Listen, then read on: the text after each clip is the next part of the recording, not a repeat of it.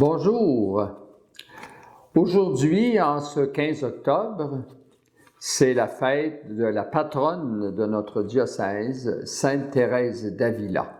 Vous savez peut-être quelques-uns, d'autres non.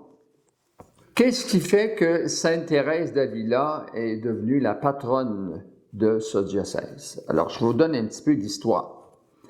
C'est parce que le 15 octobre en 1911, Monseigneur Latulippe, qui était alors évêque de Haileybury, dans le nord de l'Ontario, par la suite, Haileybury, le diocèse, était déplacé à Timmins, aujourd'hui Timmins.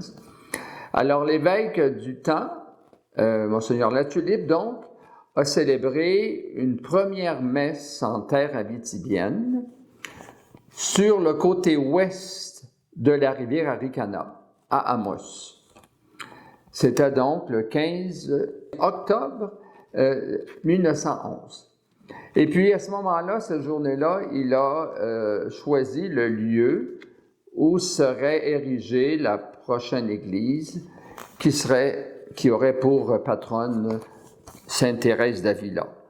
Plus tard, quand le diocèse a été fondé, en 1939, alors l'église est devenue la cathédrale et Sainte Thérèse d'Avila, alors patronne de la paroisse, est devenue patronne du diocèse d'Amos.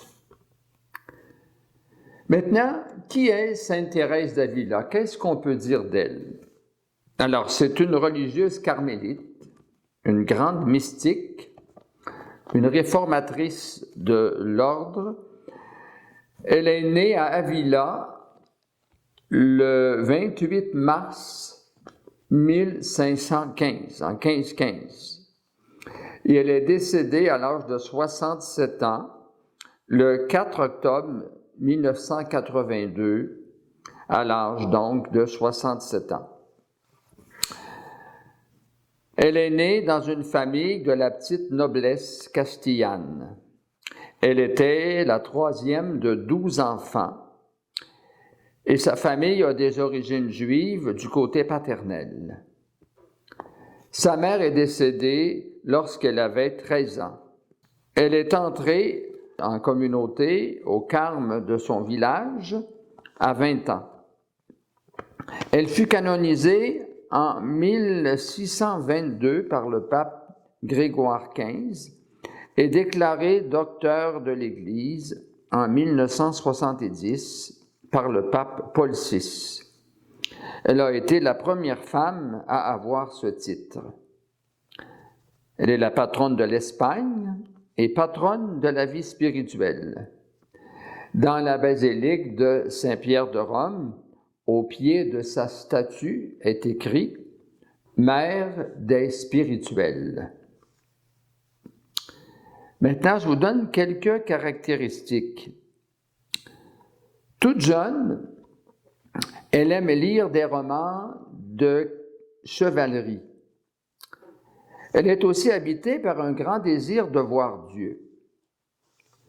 Lorsqu'elle avait 7 ans, elle s'est enfuie avec son frère Rodrigo, de 4 ans son aîné, pour combattre au pays des morts.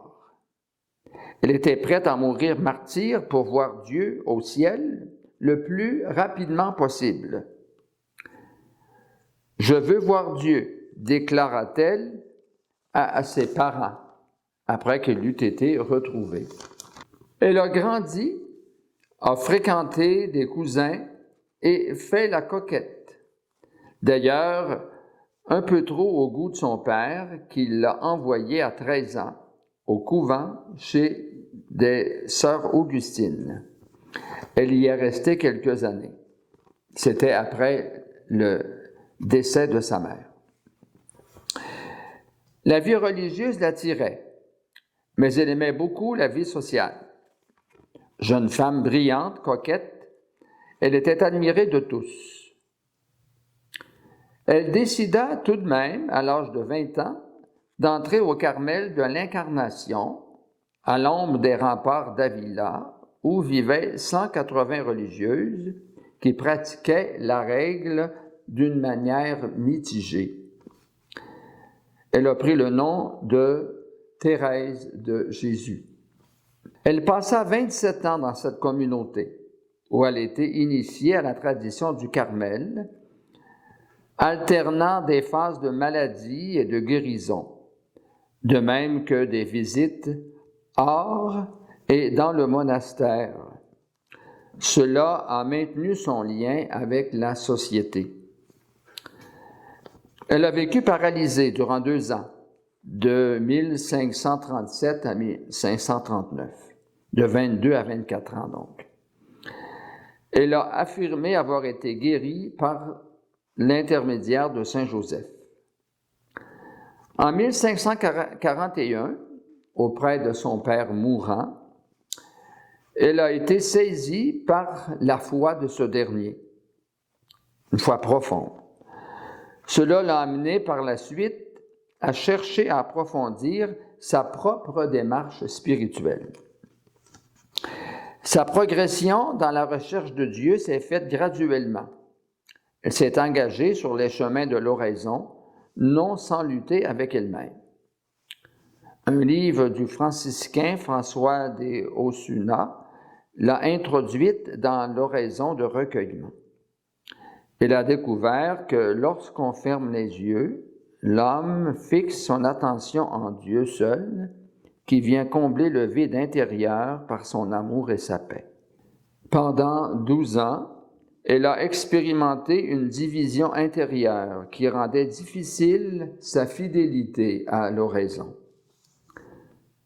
Malgré ses faiblesses, l'oraison était devenue le lieu de l'amitié et de l'intimité avec le Christ. Elle nous a laissé cette définition célèbre. L'oraison, ce n'est pas d'autre chose qu'une amitié intime, un entretien fréquent, seul à seul, avec celui dont nous nous savons aimer. Lorsqu'elle a eu 40 ans, elle a vécu ce qu'elle a appelé sa deuxième conversion, à la lecture des Confessions de saint Augustin, où elle a médité sur l'humanité de Jésus.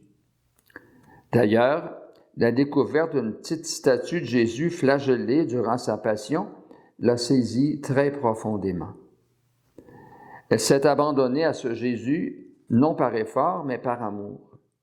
Elle a appris à se quitter elle-même pour se retrouver en Dieu. L'attrait de l'oraison, de recueillement, lui a ouvert la porte du château intérieur où la Trinité demeure. Elle n'est plus revenue en arrière. Elle s'est laissée envahir par l'amour divin. À 41 ans, elle a commencé à vivre des expériences mystiques. Sa vie spirituelle intense a débouché sur un désir profond de réformer son ordre religieux pour qu'il revienne à ses origines, à une vie plus pauvre et centrée sur la prière. Pour signifier le dépouillement, elle a exigé que les religieux abandonnent les chaussures pour des sandales de cuir ou de bois. Elle a été aidée par un jeune carme, Jean de la Croix, qu'elle a rencontré en 1567, le jour même de son ordination.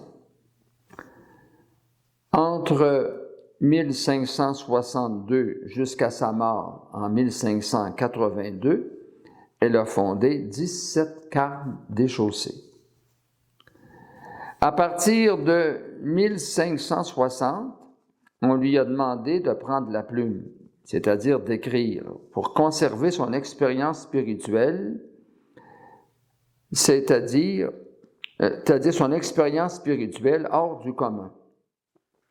Les autorités ecclésiastiques désiraient obtenir une œuvre composée par une femme, en pensant que les écrits d'une femme pourraient mieux rejoindre le vécu des religieuses. Cependant, elle a réussi à rejoindre quelque chose d'universel en nous tous. Ses principaux écrits sont le livre de la vie, les chemins de perfection, Pensées sur l'amour de Dieu et le château intérieur, qui est de loin son œuvre maîtresse, composé d'un seul jet entre le 2 juillet et le 29 novembre 1577. Elle a aussi laissé des poèmes, dont le célèbre Nada te turbe, trouvé dans son bréviaire après sa mort, ainsi que près de 400 lettres de correspondance. Je vais maintenant proclamer l'Évangile proposé pour sa journée de fête, et par la suite, je vous ferai part de quelques-unes de ses pensées, qui sont célèbres.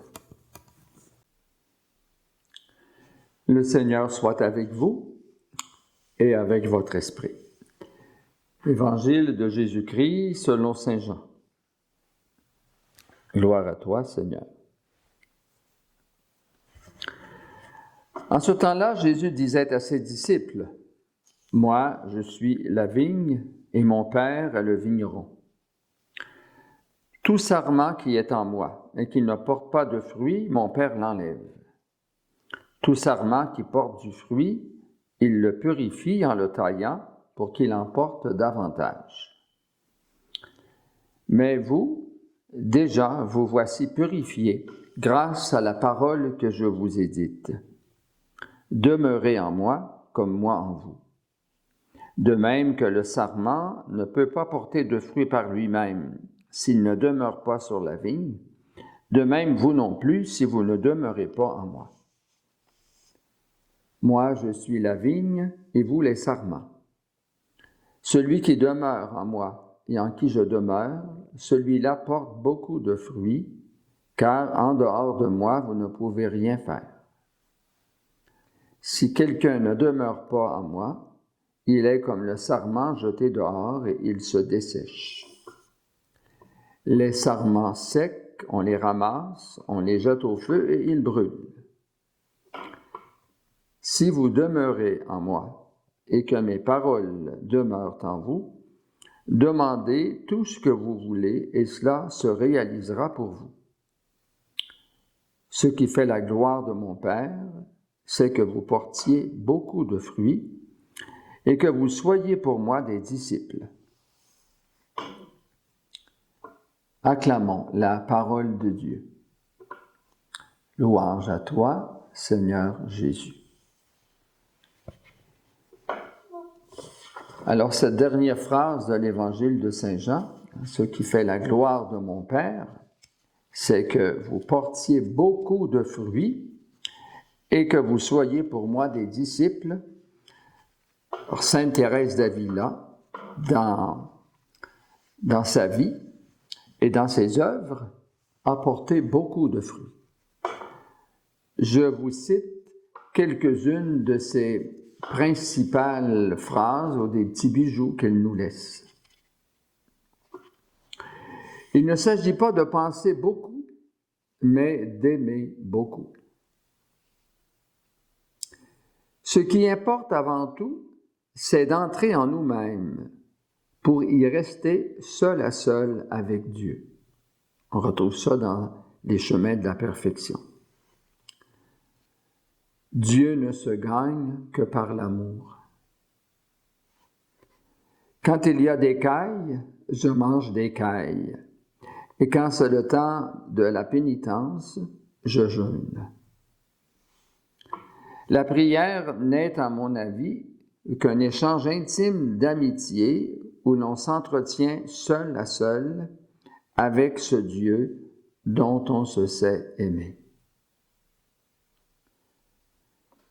Quand il nous semble que Dieu, secrètement, nous fait comprendre qu'il nous écoute, il est bon alors de nous taire. Cette dernière citation est dans le Château de l'âme. Et je termine avec cette prière de confiance, une prière exceptionnelle qui a pour titre « Que rien ne te trouble, Dieu seul suffit ». Que rien ne te trouble, que rien ne t'épouvante, tout passe. Dieu ne change pas, la patience obtient tout. Celui qui possède Dieu ne manque de rien. Dieu seul suffit. Élève ta pensée, monte au ciel, ne t'angoisse de rien, que rien ne te trouble. Suis Jésus-Christ d'un grand cœur, et quoi qu'il arrive, que rien ne t'épouvante. Tu vois la gloire du monde? C'est une vaine gloire. Il n'a rien de stable, tout passe. Aspire au céleste qui dure toujours. Fidèle et riche en promesses, Dieu ne change pas. Aime-le comme il le mérite. Bonté immense, mais il n'y a pas d'amour de qualité sans la patience. Que confiance et foi vive maintiennent l'âme. Celui qui croit et espère obtient tout. Même s'il se voit assailli par l'enfer, il dévouera ses faveurs, celui qui possède Dieu. Même si lui viennent abandon, croix, malheur, si Dieu est son trésor, il ne manque de rien. Allez-vous-en donc, bien du monde. Allez-vous-en, vain bonheur. Même si l'on vient à tout perdre, Dieu seul suffit. Amen.